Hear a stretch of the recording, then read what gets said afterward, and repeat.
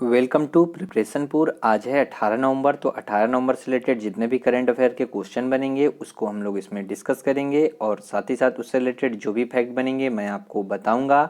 इन questions की PDF file के लिए आप डिस्क्रिप्शन में जाकर टेलीग्राम चैनल को ज्वाइन करें, वहाँ पर आपको इसकी पीडीएफ फाइल मिल जाएगी। और साथ ही साथ फेसबुक पेज को लाइक करें तथा इंस्टाग्राम पे फॉलो करें, वहाँ पर question of the day per day post किए जाते हैं जो कि आपके लिए काफ़ी यूजफुल रहेंगे।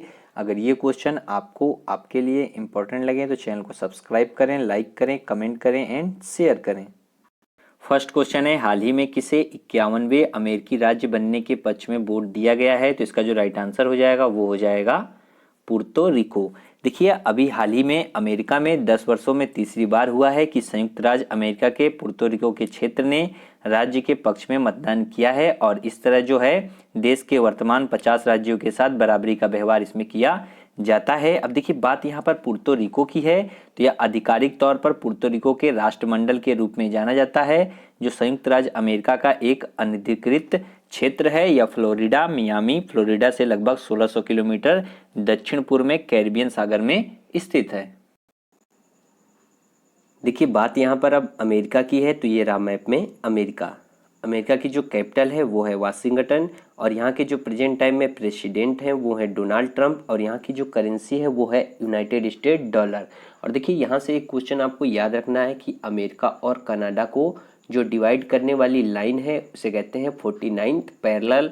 ऐसे ही साउथ कोरिया और नॉर्थ कोरिया को डिवाइड करने वाली जो लाइन है उसे कहते हैं 38th पैरेलल। और ऐसे ही भारत और चीन को डिवाइड करने वाली जो लाइन है उसे कहते हैं मैकमोहन। और भारत और पाकिस्तान को जो डिवाइड करने वाली लाइन है उसे कहते हैं रेड क्लिफ।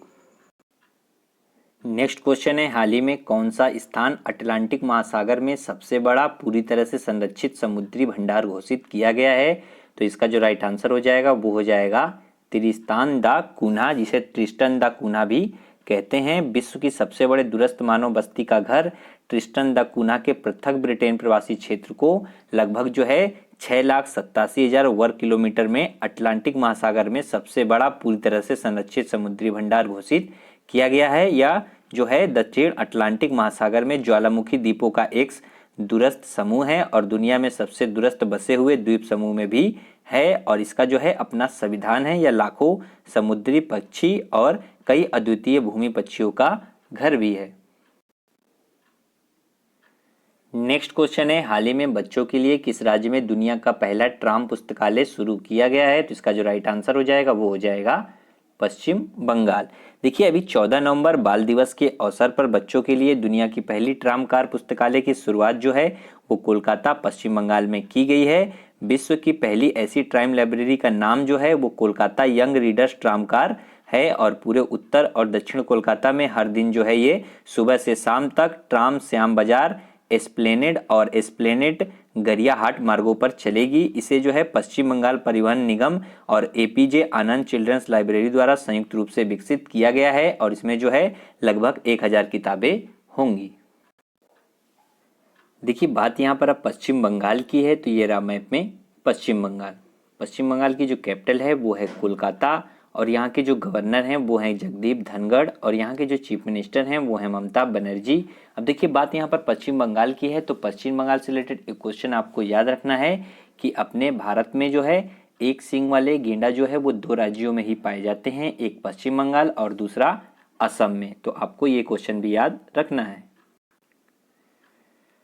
नेक्स्ट क्वेश्चन है, हाल ही में हनोई घोषणा को किस शिखर सम्मेलन में अपनाया गया है? तो इसका जो राइट आंसर हो जाएगा वो हो जाएगा पूर्वी एशिया शिखर सम्मेलन 2020।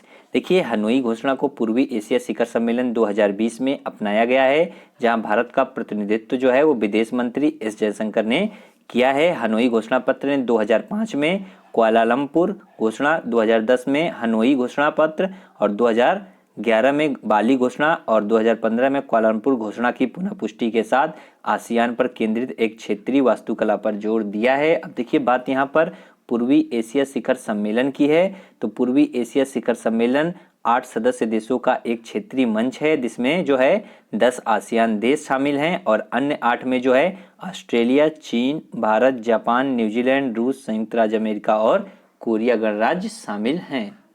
अब देखिए, बात यहाँ पर वियतनाम की है तो ये रहा मैप में वियतनाम। वियतनाम की जो कैपिटल है वो है हनोई और यहाँ के जो राष्ट्रपति हैं वो हैं डू फू त्रोंग और यहाँ के जो प्रधानमंत्री हैं वो हैं ग्यू एन तन जुंग और यहाँ की जो मुद्रा है वो है दोंग। नेक्स्ट क्वेश्चन है, हाल ही में किस झील को रामसर साइट से जोड़ा गया है? तो इसका जो राइट आंसर हो जाएगा वो हो जाएगा सूर सरोवर झील। देखिए सूर सरोवर झील को रामसर साइट से जोड़ा गया है जो हाल ही में इसे अंतर्राष्ट्रीय महत्व के वेटलैंड्स में से एक बनाती है और यह जो है उत्तर प्रदेश में स्थित है। इसे कीथम झील के नाम से भी जाना जाता है। अब देखिए बात यहाँ पर सूर सरोवर झील की है तो सूर सरोवर झील को आगरा नहर से पानी मिलता है जिसकी उत्पत्ति जो है दिल्ली में यमुना नदी पर ओखला बैराज से हुई है। देखिए बात यहाँ पर अब उत्तर प्रदेश की है तो ये रहा मैप में उत्तर प्रदेश। उत्तर प्रदेश की जो कैपिटल है वो है लखनऊ और लखनऊ जो है वो गोमती नदी के किनारे स्थित है। यहाँ के जो चीफ मिनिस्टर हैं वो हैं योगी आदित्यनाथ, यहाँ की जो गवर्नर हैं वो हैं आनंदीबेन पटेल और यहाँ के जो डीजीपी यानी कि डायरेक्टर जनरल ऑफ पुलिस हैं वो हैं हितेश चंद्र अवस्थी और यहाँ के जो 2 नेशनल पार्क हैं वो हैं दुधवा नेशनल पार्क और Chandraprabha national park. Next question है, हाल ही में कोविड-19 से गरीब देशों की मदद करने के लिए G20 के ऐतिहासिक ऋण संधि का नाम क्या है? तो इसका जो राइट आंसर हो जाएगा वो हो जाएगा G20 ऋण सेवा निलंबन पहल। देखिए G20 ग्रुपिंग का हिस्सा देशों ने सरकारी ऋणों के पुनर्गठन और कोरोना वायरस महामारी से प्रभावित गरीब देशों की मदद करने के प्रयास में जो है G20 ऋण सेवा निलंबन पहल पर सहमति व्यक्त की है। इसे हाल ही में हस्ताक्षरित किया गया है और इसे G20 के सदस्य देशों के लिए अनिवार्य कर दिया गया है। यह निर्णय लिया गया है क्योंकि कोविड-19 संकट ने गरीब देशों को तबाह कर दिया है जिससे उन्हें कर्ज चुकाने में विफल होने का खतरा है। इसके तहत यह डिसीजन लिया गया है। नेक्स्ट क्वेश्चन है, हाल ही में किस देश ने भारत से 50 मीट्रिक टन खाद्य सहायता प्राप्त की है? तो इसका जो राइट आंसर हो जाएगा वो हो जाएगा जिबूती। देखिए भारत ने प्राकृतिक आपदाओं और कोविड-19 महामारी से निपटने के लिए मित्र देशों को सहायता के अंतर्गत जिबूती की जनता को 50 मीट्रिक टन खाद्य सहायता उपलब्ध कराई है। देखिए बात यहाँ पर अब जिबूती की है तो ये रहा मैप में जिबूती।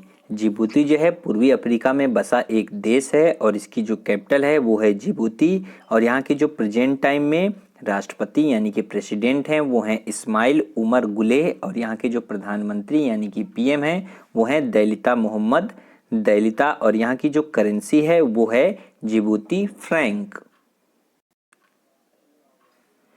नेक्स्ट क्वेश्चन है, हाल ही में संयुक्त अरब अमीरात ने विदेशी पेशेवरों के लिए गोल्डन वीजा को जारी करने की घोषणा की है। वीजा की अवधि कितने वर्ष की होगी? तो इसका जो राइट आंसर है वो है 10 वर्ष। देखिए संयुक्त अरब अमीरात ने अभी हाल ही में अधिक पेशेवरों को 10 साल का गोल्डन वीजा जारी करने की मंजूरी दे दी है। इसमें पीएचडी डिग्री धारक, चिकित्सा, इंजीनियर और विश्वविद्यालयों के कुछ खास स्नातक शामिल हैं। यूएई प्रतिभाशाली लोगों को खाड़ी देश में बसाने और राष्ट्र निर्माण में मदद करने के लिए गोल्डन वीजा जारी कर रही है। गोल्डन वीजा विशेष डिग्री धारकों को दिया जाएगा जिसमें कृत्रिम बुद्धिमत्ता और महामारी विज्ञान जैसे क्षेत्रों के विशेषज्ञ शामिल होंगे। देखिए बात यहाँ पर अब यूएई यानी कि यूनाइटेड अरब अमीरात की है तो इसकी जो कैपिटल है वो है अबू धाबी और यहाँ की जो करेंसी है वो है यूएई दिरहम और यहाँ के जो प्रेजेंट टाइम में प्रेसिडेंट हैं यानी कि राष्ट्रपति हैं वो हैं खलीफा बिन जयाद अल नयान और यहाँ के जो पीएम यानी कि प्राइम मिनिस्टर हैं वो हैं मोहम्मद बिन राशिद मखतूम। नेक्स्ट क्वेश्चन है, हाल ही में बांग्ला फिल्म के किस प्रसिद्ध अभिनेता का 85 वर्ष की उम्र में निधन हो गया है? तो इसका जो राइट आंसर हो जाएगा वो हो जाएगा सौमित्र चटर्जी। देखिए मशहूर बंगाली अभिनेता सौमित्र चटर्जी का 15 नवंबर को निधन हो गया है। ये लंबे समय से बीमार चल रहे थे और ये जो है 85 साल के थे। सौमित्र चटर्जी का जन्म 19 जनवरी 1935 को पश्चिम बंगाल में नादिया जिले के कृष्णानगर में हुआ था। इन्होंने स्कूल में पढ़ने की उम्र से ही एक्टिंग शुरू कर दी थी। सौमित्र चटर्जी ने 200 से अधिक फिल्मों में काम किया है। इन्होंने जाने माने निर्देशक सत्यजीत रे की फिल्म अपूर संसार से अपने फिल्म की करियर की शुरुआत की है। नेक्स्ट क्वेश्चन है, हाल ही में किस फार्मूला 1 ड्राइवर ने टर्किश ग्रांड प्री खिताब को जीतकर अपना 7वां विश्व चैंपियन खिताब जीत लिया है? तो इसका जो राइट आंसर हो जाएगा वो हो जाएगा लुइस हैमिल्टन। देखिए ब्रिटेन के फार्मूला 1 चालक मर्सिडीज टीम के लुइस हैमिल्टन ने टर्किश ग्रांड प्री खिताब अपने नाम कर लिया है। हैमिल्टन का यह 7वां विश्व चैंपियन खिताब है और इन्होंने जो है इसके साथ ही जर्मनी के दिग्गज माइकल शूमाकर के सबसे ज़्यादा बार विश्व चैंपियन खिताब जीतने के रिकॉर्ड की बराबरी कर ली है। उन्होंने भी जो है अभी तक इतनी ही जो है जीत हासिल की है। हैमिल्टन की इस सीजन की यह 10वीं जीत है, तो ये भी आपको याद रखना है। नेक्स्ट क्वेश्चन है, हाल ही में किस संस्था ने भारत में एक वैश्विक पारंपरिक औषधि केंद्र स्थापित करने की घोषणा की है? तो इसका जो राइट आंसर हो जाएगा वो हो जाएगा WHO यानी कि वर्ल्ड हेल्थ ऑर्गेनाइजेशन। देखिए, विश्व स्वास्थ्य संगठन ने भारत में एक वैश्विक पारंपरिक औषधि केंद्र स्थापित करने की घोषणा की है और इसके तहत गुजरात के जामनगर में institute of teaching and research इन आयुर्वेदिक और जयपुर में नेशनल इंस्टीट्यूट ऑफ आयुर्वेदिक जो है अहम आयुर्वेद संस्थानों का स्वरूप लेंगे।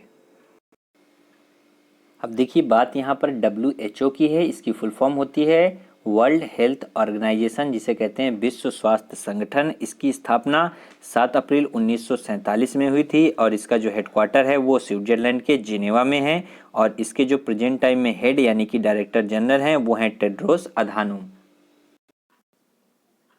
नेक्स्ट क्वेश्चन है, हाल ही में अंतर्राष्ट्रीय छात्र दिवस कब मनाया गया है? तो इसका जो राइट आंसर हो जाएगा वो हो जाएगा 17 नवंबर। देखिए, अंतर्राष्ट्रीय छात्र दिवस चेकोस्लोवाकिया की राजधानी प्राग में नाजियों द्वारा मार दिए गए छात्रों की याद में मनाया जाता है। इस दिन प्राग यानी कि चेकोस्लोवाकिया में छात्रों तथा शिक्षकों पर प्रदर्शन के दौरान नाजियों द्वारा गोलियां चलाई जाने के कारण एक छात्र की मौत हो गई थी और 1200 छात्रों को कैद करके यातनाएं दी गई थी और 900 छात्रों को फांसी की सजा मिली थी। इन्हीं की स्मृति में यह दिवस मनाया जाता है। अब देखिए, बात यहाँ पर इम्पॉर्टेंट डे की है, तो नवंबर में जितने भी इम्पॉर्टेंट डे अभी तक हम लोगों ने पढ़े हैं तो उसका सीक्वेंस में हम लोग रिवीजन करेंगे और आप भी जो है मेरे साथ ही साथ रिवीजन करेंगे। तो देखिए, 1 नवंबर को जो मनाया गया वो मनाया गया आंध्र प्रदेश दिवस, 1 नवंबर को मनाया गया कर्नाटक दिवस, 1 नवंबर को मनाया गया केरल दिवस, मध्य प्रदेश दिवस, पंजाब दिवस, हरियाणा दिवस और 1 नवंबर को ही मनाया गया अंतर्राष्ट्रीय रेड क्रॉस सप्ताह दिवस। तो आपको ये याद रखना है, ये काफ़ी ही इम्पॉर्टेंट है। 1 नवंबर और 7 नवंबर को मनाया गया शिशु सुरक्षा दिवस और 7 नवंबर को ही मनाया गया महान अक्टूबर क्रांति दिवस और 7 नवंबर को मनाया गया कैंसर जागरूकता दिवस और 9 नवंबर को मनाया गया विधिक सेवा दिवस और 9 नवंबर को मनाया गया विश्व उर्दू दिवस और 9 नवंबर को ही मनाया गया उत्तराखंड दिवस। अब देखिए, बात 10 नवंबर की है, तो 10 नवंबर को मनाया गया परिवहन दिवस और 10 नवंबर को मनाया गया मलाला दिवस। अब देखिए, बात 11 नवंबर की है, तो 11 नवंबर को मनाया गया राष्ट्रीय शिक्षा दिवस और 11 नवंबर को ही मनाया गया राष्ट्रीय फाइलेरिया दिवस। और अब बात है 12 नवंबर को, तो 12 नवंबर को मनाया गया राष्ट्रीय पक्षी दिवस। और बात है 14 नवंबर की नेक्स्ट, तो 14 नवंबर को मनाया गया बाल दिवस, 14 नवंबर को ही मनाया गया विश्व मधुमेह दिवस और 15 नवंबर को मनाया गया भगवान बिरसा मुंडा जयंती और 16 नवंबर को मनाया गया राष्ट्रीय प्रेस दिवस और 17 नवंबर को मनाया गया विश्व छात्र दिवस। लास्ट क्वेश्चन, जो क्वेश्चन ऑफ द डे में मैंने आपसे पूछा था, वो पूछा था कि हाल ही में किस राज्य ने किसानों के लिए सेचा समाधान ऐप लॉन्च किया है? तो इसका जो राइट आंसर था वो था उड़ीसा। नेक्स्ट क्वेश्चन है क्वेश्चन ऑफ द डे में आपके लिए कि हाल ही में किस मंत्रालय ने लोकल फॉर दिवाली अभियान शुरू किया है? तो इसका जो राइट आंसर है वो आपको कमेंट बॉक्स में कमेंट करके बताना है और साथ ही साथ इसके बारे में भी लिखना है। अगर ये क्वेश्चन आपको आपके लिए यूजफुल लगे तो चैनल को सब्सक्राइब करें, लाइक करें, कमेंट करें एंड शेयर करें। और इन क्वेश्चंस की ऑडियो फाइल के लिए आप डिस्क्रिप्शन में जाकर खबरी चैनल की लिंक पे क्लिक करें और खबरी चैनल को ज्वाइन करें। वहाँ पर इसकी ऑडियो फाइल ऑडियो रीजन के रूप में पर डे अपलोड की जाती है, जो कि आपके लिए काफ़ी यूजफुल रहेगी। आज के लिए इतना ही, थैंक यू।